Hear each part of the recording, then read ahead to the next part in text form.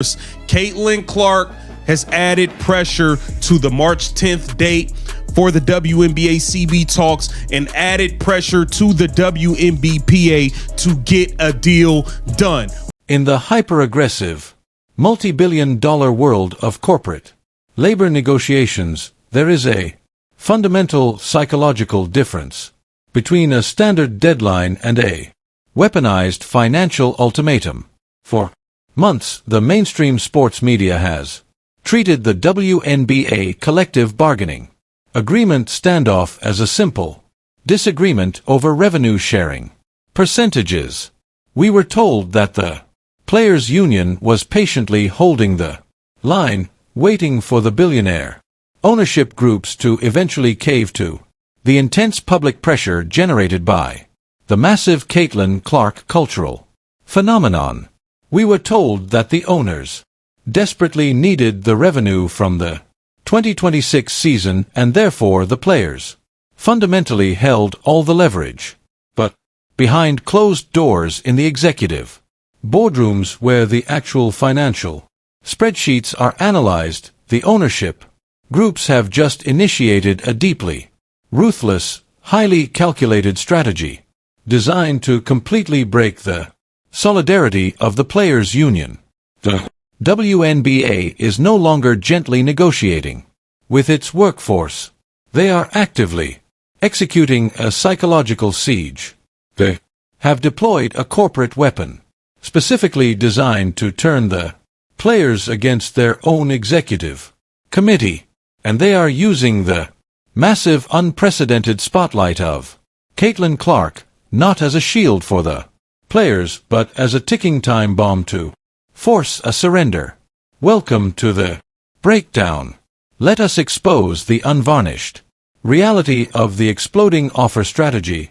The logistical NBA delivered a stark ultimatum to the players' union. A deal must be reached by March 10th if the season is to start on time, according to AP. March 10th. That is the drop-dead date.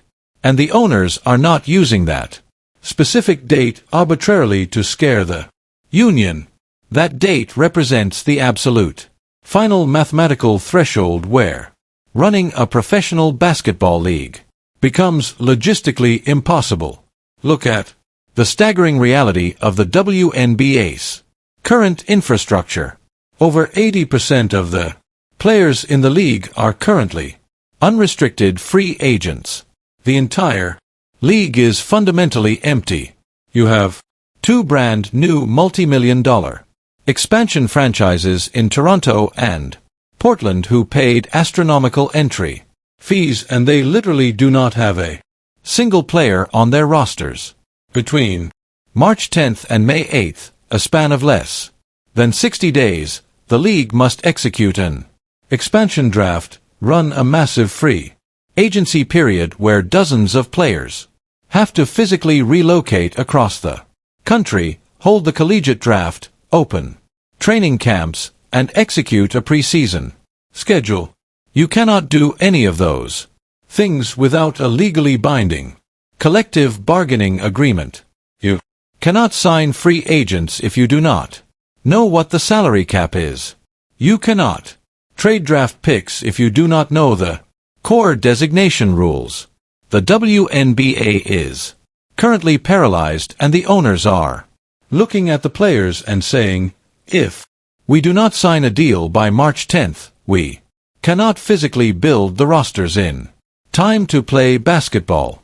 The season will be delayed. The arena dates will be lost to concerts and your paychecks will completely evaporate. But establishing a firm deadline is only the first step in a ruthless corporate negotiation. The second step, the step that actually breaks the spirit of a labor union. Increases, but no revenue sharing movement. If you do not accept this deal by that day, every day following, every single day following our offer, the deal gets worse. This is the absolute definition of an exploding offer, and it is the most terrifying weapon a billionaire can use against an athlete who relies on a bi-weekly paycheck to survive. Samson is explaining a masterclass in asymmetrical financial warfare. The owners are essentially telling the union leadership, we are offering you a specific salary cap and specific housing benefits today. But if you refuse to sign the contract by midnight on March 10th, we are going to actively penalize you. On March 11th, we are dropping the salary cap by $100,000. On March 12th, we are removing the housing concessions.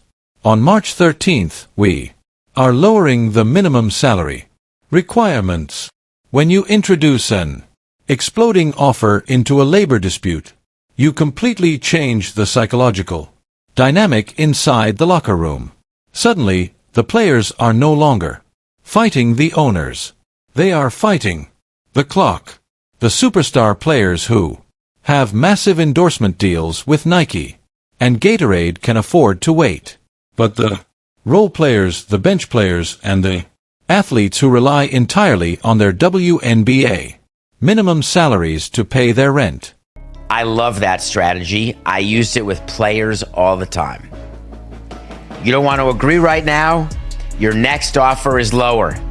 That is the punishment for not doing things on my time. That specific quote is the chilling, unvarnished reality of how billionaire owners view their workforce.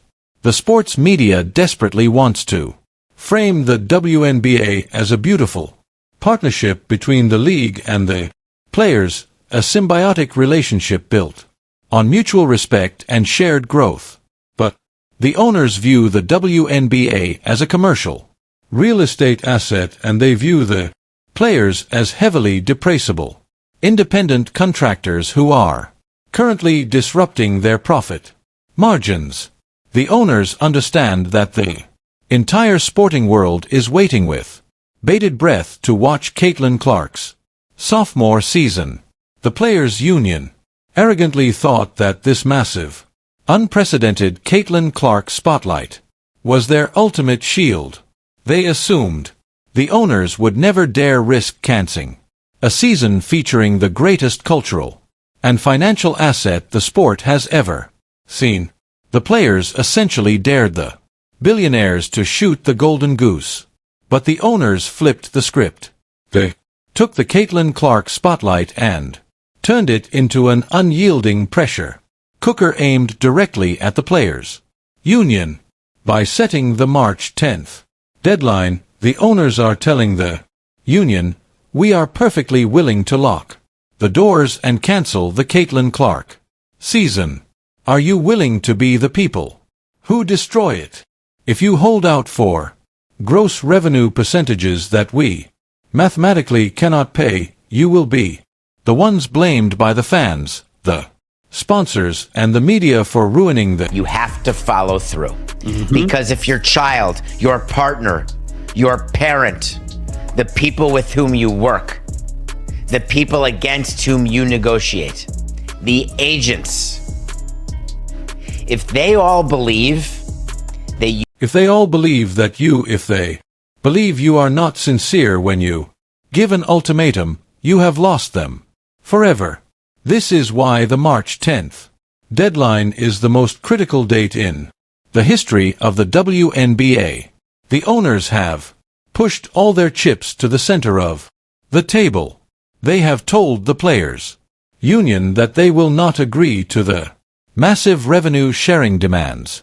They will not absorb $460 million in projected losses, and they will not negotiate past the logistical deadline required to start the season. The owners have essentially parked a tank on the front lawn of the players' union headquarters and handed them a pen. The veteran players who are aggressively demanding 27.5% of the gross revenue are